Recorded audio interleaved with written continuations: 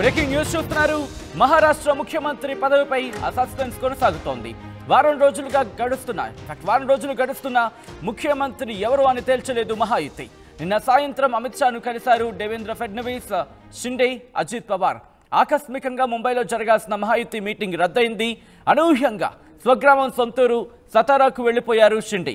అత్యవసరంగా షిండే సతారాకు వెళ్లడంతో ప్రభుత్వ ఏర్పాటుపై ఆయన అసంతృప్తిలో ఉన్నట్టు సమాచారం అందుతోంది.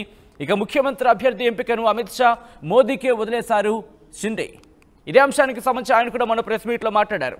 ఇటు అమిత్ షా కావచ్చు, లేకపోతే మహాయుతి కూటమి, మరి ముఖ్యంగా ప్రధాని మోదీ అలాగే అమిత్ షా ఏ నిర్ణయం తీసుకున్నా దానికి నేను కట్టుబడి ఉంటానంటూ కూడా ఆయన చెప్పుకొచ్చారు. నాకు ఇది కావాలని అడగలేదు, వాళ్ళంతా వాళ్లే ఇచ్చారంటూ కూడా అప్పుడు చెప్పుకొచ్చారు. ముఖ్యమంత్రిగా అసలు నేను పనిచేస్తానని అనుకోలేదు, ముఖ్యమంత్రిగా ఆ ముఖ్యమంత్రి పదవి దక్కుతుందని చెప్పి ఆశించలేదు, అటువంటి పరిస్థితులు ఎక్కడా లేవు అనేది షిండే తన ప్రెస్ మీట్లో చెప్పుకొచ్చారు. ఆ తర్వాత ఆయన అనూహ్యంగా సొంతూరు సతారాకు వెళ్ళిపోవడం ప్రస్తుతం ఆసక్తికరంగా మారింది.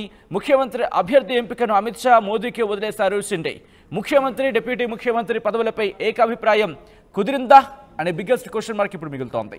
మంత్రి పదవుల విషయంలో భేదాభిప్రాయాలు వ్యక్తమవుతున్నట్టుగా తెలుస్తోంది. డిప్యూటీ ముఖ్యమంత్రిగా ఉండేందుకు షిండే విముఖత వ్యక్తం చేస్తున్నారా? ప్రస్తుతం ఇదే అంశానికి సంబంధించి జోరుగా చర్చ జరుగుతోంది. హోంశాఖను తన దగ్గరే ఉంచుకోవాలనుకుంటోంది, తన దగ్గరే అట్టు పెట్టుకోవాలనుకుంటోంది భారతీయ జనతా పార్టీ.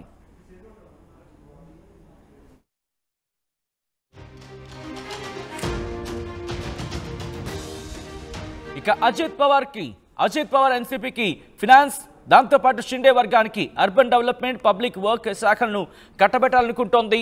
అయితే శాఖల కేటాయింపు మీద కూడా ఇటు అజిత్ పవార్ అలాగే ఏక్నాథ్ షిండే ఇద్దరు కూడా విముఖత వ్యక్తం చేస్తున్నారు. ఏకాభిప్రాయానికి రావటం లేదు. మరి ముఖ్యంగా ఇక శాఖల కేటాయింపుకు సంబంధించి కూడా తర్జన భర్జన జరుగుతోంది. మహాయుతి కూటమిలు అనేది ఇప్పుడు ఆసక్తికరంగా మారింది. ముఖ్యమంత్రి పదవి ఎలాగా ఇవ్వలేదు, కనీసం శాఖల కేటాయింపులైనా మాకు న్యాయం జరగనట్టు షిండే పట్టుబడుతూ ఉంటే, ముఖ్యమంత్రి పదవి ఎలాగైనా వదిలేసుకున్నాను, వాళ్ళిద్దరిలో ఎవరికి ఇచ్చినా ఓకే, కానీ షిండేకి వద్దు, ఇటు ఫడ్నవీస్కి ఇవ్వాలంటూ కూడా అజిత్ పవార్ పట్టుబడుతూ ఉంటే, అంతటి సిచ్యువేషన్లో కూడా నేను ముఖ్యమంత్రి పదవి వదులుకున్నాను కాబట్టి శాఖల కేటాయింపులు నా వర్గానికి తగిన ప్రాధాన్యం ఇవ్వాలంటూ అజిత్ పవార్ పట్టుబడుతున్నారు. ఇంట్రెస్టింగ్గా బీజేపీ 22 మంత్రి పదవులు తన దగ్గరే అట్టుపెట్టుకోవాలనుకుంటోంది. దాంతోపాటు శివసేన 12, ఎన్సీపీ 9 కేబినెట్ బెర్తలను ఖరారు చేసినట్టుగా తెలుస్తోంది. ఇక్కడ కేబినెట్ బెర్తలు అయితే ఖరారయ్యాయి, ఆ సంఖ్య అయితే మాత్రం ఖరారైంది. కానీ ఇచ్చే పోర్ట్ఫోలియోస్కి సంబంధించి మాత్రం ఆ పీఠముడి వేయటం లేదు. డిసెంబర్ 2న ముఖ్యమంత్రిగా ప్రమాణ స్వీకారం, అవును డిసెంబర్ 2న ప్రమాణ స్వీకారం ఉండే అవకాశం ఉంది. అయితే ఇటీవలి ఎన్నికల్లో 288 స్థానాలకు గాను 230 స్థానాలను గెలుచుకుంది మహాయుతి. ఈ నేపథ్యంలోనే ఇప్పుడు అత్యధిక సీట్లు సాధించిన భారతీయ జనతా పార్టీ ముఖ్యమంత్రి పీఠాన్ని దక్కించుకోవాలనుకుంటోంది. ఆ వైపుగా ప్రయత్నాలు చేస్తోంది. ఏం జరుగుతోంది తెలుసుకునే ప్రయత్నం చేద్దాం. మా ప్రతినిధి గోపి అప్డేట్స్ అందించేందుకు సిద్ధంగా ఉన్నారు. గోపి, ఎవరు ముఖ్యమంత్రి, పోర్ట్ఫోలియోస్కి సంబంధించిన సంగతి ఏంటి? వారం రోజులు గడుస్తున్న మహారాష్ట్ర సీఎం అభ్యర్థి పైన ఇంకా అదే విధమైన సస్పెన్స్ అయితే చేస్తున్న పరిస్థితి చూస్తున్నాం. అయితే నిన్న సాయంత్రం ఏదైతే జాతీయ అధ్యక్షుడు జేపీ నడ్డా, అదే విధంగా కేంద్ర హోంశాఖ మంత్రి అమిత్ షాను కలిసిన ఫడ్నవీస్, షిండే, అజిత్ పవార్లు కూడా ఏకాభిప్రాయానికి వచ్చారు. మీరు మహారాష్ట్రకు వెళ్ళిన తర్వాత మహాయుతి మీటింగ్ ను ఏర్పాటు చేసుకోండి, దీంట్లో శాసనసభ పక్ష నేతను ఎన్నుకోండి అంటూ కూడా సూచించడం జరిగింది. అయితే ఈ నేపథ్యంలోనే ఈ రోజు శాసనసభ పక్ష సమావేశం ఉంటుంది. ఆ తర్వాత శాసనసభ సభకు సంబంధించిన ముఖ్యమంత్రి అభ్యర్థిని కూడా సభ్యులు ఎన్నుకుంటారు. ఆ తర్వాత 1-2వ తేదీలోనే ప్రమాణ స్వీకారం జరుగుతుందంటూ కూడా అంతా భావించినప్పటికీ షిండే అనూహ్యంగా ఆయన సొంత గ్రామం సతారాకు వెళ్లిపోవడంతో ప్రస్తుతం అసలు మహారాష్ట్రలో ఏం జరుగుతుందన్న ప్రశ్న మరోసారి తలెత్తిన పరిస్థితి అయితే కనపడుతుంది. ఎందుకంటే ముగ్గురు కూడా ఏకతాటిపైకి వచ్చారు. కానీ గోపి కరెక్ట్గా ఇంట్రెస్టింగ్ ఇది. ఎందుకంటే కనుక ఆయన ఎందుకు సడన్ గా సతారాకు వెళ్లాల్సి వచ్చింది? ఆయన అసంతృప్తిలో ఉన్నారు తనకు దక్కిన పోర్ట్ఫోలియోకి సంబంధించి. ఇన్ఫాక్ట్ ఇదే అంశాన్ని ఆర్టీవీ నిన్న కూడా ప్రస్తావించింది. మహాయుతి కూటమిలో ముఖ్యమంత్రి తర్వాత అంతటి ప్రాధాన్యత, లేకపోతే ఆ తర్వాత ప్రాధాన్యత ఉన్న హోంమంత్రి పదవి మీద కూడా చిక్కుముడి వేయటం లేదు అనేది. ప్రస్తుతం పోర్ట్ఫోలియోస్ అంశంలో ఆయన అసంతృప్తిలో ఉన్నారా, లేకపోతే ముఖ్యమంత్రి పదవి అనేది ఇవ్వలేదనే అసంతృప్తిలో ఉన్నారా? ఎటువంటి చర్చ జరుగుతోంది హస్తనలో? ఖచ్చితంగా ఒక ముఖ్యమంత్రి, 2 ఉప ముఖ్యమంత్రులు అనే సంకేతాలు అయితే ఇప్పటికే బయటికి రావడం జరిగింది.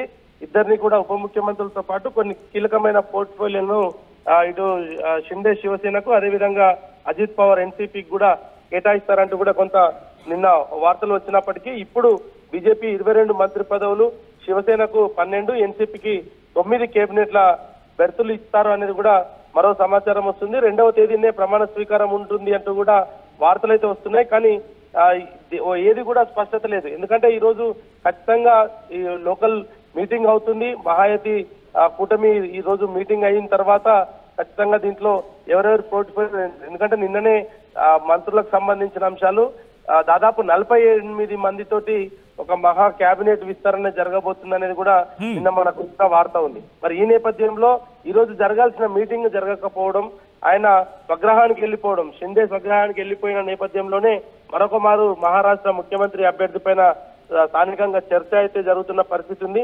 ఆయన ఎందుకు అత్యవసరంగా కానీ గోపి నిన్న ఈవినింగ్ వరకు కూడా ఇటు జాతీయ మీడియాలో కావచ్చు, లేకపోతే న్యూస్ అవుట్లెట్స్ కావచ్చు, ఒకటే చెప్పుకొచ్చాయి. ఇంక గంటలోనూ, అరగంటలోనూ, పావు గంటలోనూ తేలిపోతుంది అనుకున్నారు. ఇటు హోంమంత్రి అమిత్ షా కూడా రంగంలోకి దిగారు. ఇక మరి కాసేపట్లోనే తేలిపోతుంది అనుకున్న సందర్భం నుంచి ఇంకా ఎందుకు ఈ విషయం ఇంకా అలా నాంతూ వస్తోంది? ఖచ్చితంగా బీజేపీ అధినాయకులైతే చాలా స్పష్టమైన సంకేతాలు ఇవ్వడం జరిగింది. ముఖ్యమంత్రి అభ్యర్థి బీజేపీ పార్టీకి సంబంధించిన వ్యక్తే ఉంటాడు. కీలకమైన పోర్ట్ఫోలియోలు హోంమంత్రి కూడా బీజేపీ దగ్గరే ఉంచుకుంటుంది, హోంశాఖ కూడా బీజేపీ దగ్గరే ఉంటుంది అనేది కూడా నేను చెప్పడం జరిగింది. దీనికి ప్రత్యామ్నాయంగా కేంద్ర ప్రభుత్వంలో కూడా మహారాష్ట్రకు చెందిన వ్యక్తులకు కేబినెట్ లో చోటు కల్పిస్తామనేది కూడా బీజేపీ అధినాయకత్వం చెప్పడం జరిగింది. మరి ఇప్పుడు ఎందుకు షిండే స్వగ్రహానికి వెళ్ళారు? షిండే ఏదైనా అధికారులు, మన బీజేపీ పెద్ద నాయకులు ఎవరైతే నిన్న జరిగిన మీటింగ్ లో ఇటు అమిత్ షా కావచ్చు, అదేవిధంగా జేపీ నడ్డా కావచ్చు, వీళ్ళిద్దరితోటి చర్చలు జరిగిన సందర్భంగా అన్నిటికీ ఒప్పుకున్న షిండే మహారాష్ట్రకు వెళ్ళిన తర్వాత ఎందుకైనా స్వగ్రహానికి వెళ్లాల్సి వచ్చిందన్న దానిపైన ఒక క్లారిటీ అయితే రావాల్సిన అవసరం ఉంది. మరి షిండే తోటి కూడా ఇప్పటికే మహారాష్ట్ర పెద్దలు కొంత మాట్లాడే ప్రయత్నం చేస్తున్నారు. ఆయనకు సంబంధించి ఏంటైతే శివసేనకు సంబంధించిన అంశంలో పూర్తి స్థాయిలో ఆ కేంద్ర కేబినెట్ లో కూడా స్థానం కల్పిస్తా అన్నప్పటికీ కూడా ఆయన ఎందుకు దీనిపైన కొంత అల్కగా ఉన్నారు, లేదంటే ఏదైనా కారణాలతో ఆయన స్వగ్రహానికి వెళ్లారన్న దానిపైన అయితే ఒక క్లారిటీ రావాల్సిన అవసరం అయితే కనపడుతుంది. ఏదేమైనా ఈ రోజు సాయంత్రం వరకు కూడా దీనిపైన ఒక స్పష్టత అయితే వచ్చే అవకాశాలు కనపడుతున్నాయి. కానీ ఒకటి ఇంట్రెస్టింగ్ గా ఇప్పుడే శివసేనకు సంబంధించి ఎంపీ, అంటే శివసేన షిండే వర్గానికి సంబంధించిన ఎంపీ ఇప్పుడు క్లారిటీ ఇచ్చే ప్రయత్నం చేస్తున్నారు. మేమేమి ఉద్ధవ్ ఠాక్రేలా కాదు, చీఫ్ మినిస్టర్ పోస్ట్ కోసం, చీఫ్ మినిస్టర్ పదవి కోసం మేమేమి అలయన్స్ నుంచి బయటకు వచ్చామనేది వాళ్ళ స్టేట్మెంట్. కానీ ఇక్కడ పరిణామాలు చూస్తుంటే ఎక్కడ కొలిక్కి రావటం లేదు. కానీ ఈ రోజున వచ్చే అవకాశం ఉందా? ఒకవేళ రాని పక్షంలో శివసేన షిండే వర్గం ఏమైనా కూటమి నుంచి బయటకు వచ్చే చర్చ అంటే ఏమైనా జరుగుతుందా? జరుగుతున్న పరిణామాలు చూస్తుంటే బయటకు వచ్చే ఛాన్సెస్ కనిపించట్లేదు.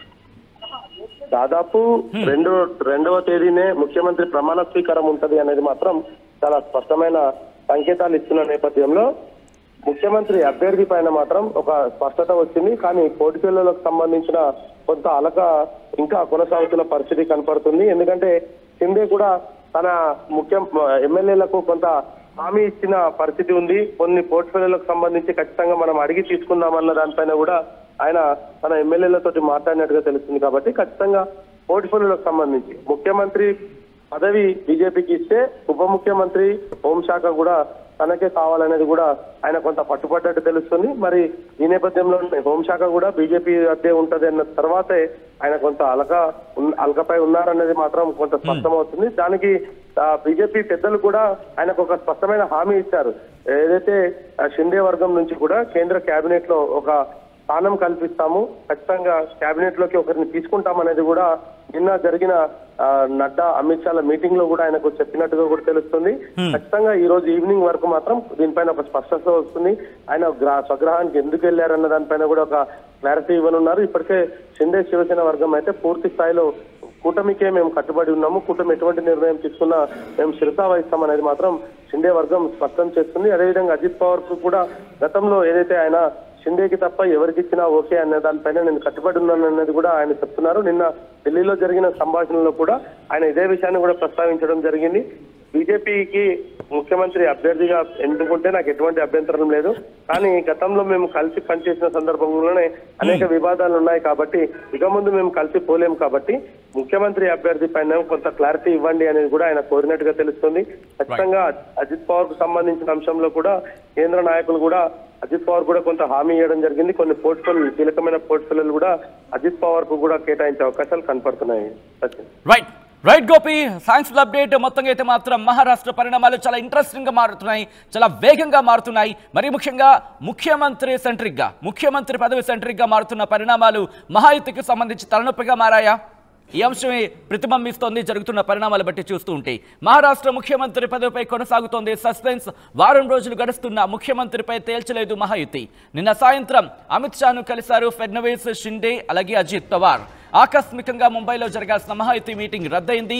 అనూహ్యంగా స్వగ్రామం సతారాకు వెళ్లిపోయారు ఏకనాథ్ షిండే. దీంతో పాటు అత్యవసరంగా షిండే సతారాకు వెళ్లడంతో ప్రభుత్వ ఏర్పాటుపై ఆయన అసంతృప్తిలో ఉన్నట్లు సమాచారం అందుతోంది. ఇక ముఖ్యమంత్రి అభ్యర్థి ఎంపికను అమిత్ షా మోదీకి వదిలేశారని కూడా గతంలోనే చెప్పుకొచ్చారు ఏకనాథ్ షిండే. ముఖ్యమంత్రి, డిప్యూటీ ముఖ్యమంత్రి పదవులపై ఏకాభిప్రాయం కుదరలేదు అనే చర్చ జోరందుకుంటోంది. మంత్రి పదవుల విషయంలో భేదాభిప్రాయాలు వ్యక్తమవుతున్నట్టుగా తెలుస్తోంది. డిప్యూటీ ముఖ్యమంత్రిగా ఉండేందుకు షిండే విముఖత వ్యక్తం చేస్తున్నారా? దీనికి సంబంధించిన చర్చ జోరందుకుంటోంది. కారణం హోంశాఖను తన దగ్గరే ఉంచుకుంటోంది బీజేపీ అంటూ చర్చ జోరందుకుంటోంది. అజిత్ పవార్ ఎన్సీపీకి ఫినాన్స్, అలాగే షిండే వర్గానికి అర్బన్ డెవలప్మెంట్, పబ్లిక్ వర్క్స్ శాఖలు కేటాయింపుకి సంబంధించి చర్చ జరుగుతోంది. అయితే ఇక్కడ భారతీయ జనతా పార్టీకి 22 మంత్రి పదవులు, శివసేనకు 12, ఎన్సీపీకి 9 కేబినెట్ బెర్తలని ఖరారైనట్టుగా సమాచారం అందుతోంది. కానీ ఇక్కడ కేబినెట్ బెర్తలకు సంబంధించి విషయం ఎలా ఉన్నా పోర్ట్ఫోలియోస్కి సంబంధించి మాత్రం చర్చ జరుగుతుంటోంది. మాకు ఈ పదవి కావాలంటే, మాకు ఈ బెర్త్ కావాలంటే కూడా ఇటు మహాయుతి కూటమిలో అజిత్ పవార్, శివసేనకు సంబంధించి షిండే, భారతీయ జనతా పార్టీకి సంబంధించి ఇటు మరీ ముఖ్యంగా శివసేనకు సంబంధించి షిండే, అజిత్ పవార్ మధ్య పోటాపోటీ వాతావరణం నెలకొంది. ఈ నేపథ్యంలోని అలిగి సతారాకు వెళ్ళిపోయారా ఏకనాథ్ షిండే? చర్చ మాత్రం జోరందుకుంటుంది. మీకేమనిపిస్తోంది? ఏం జరగచ్చు? మహారాష్ట్ర మహాయుతి కూటమి ఎవరిని ముఖ్యమంత్రి అభ్యర్థిగా నిల్చోబెట్టే అవకాశం ఉంది? షిండే ఇటు ముఖ్యమంత్రి పదవి దక్కలేదు కాబట్టి ఈ నేపథ్యంలోని మంత్రి పదవికి సంబంధించి పట్టుబడుతున్నారన్న చర్చ జరుగుతున్న నేపథ్యంలో షిండే ఇటు కూటమిలో ఉండే అవకాశం ఉందా, కంటిన్యూ అవకాశాలు కనిపిస్తున్నాయా? మీకేమనిపిస్తుంది? కామెంట్ బాక్స్లో మెన్షన్ చేయండి.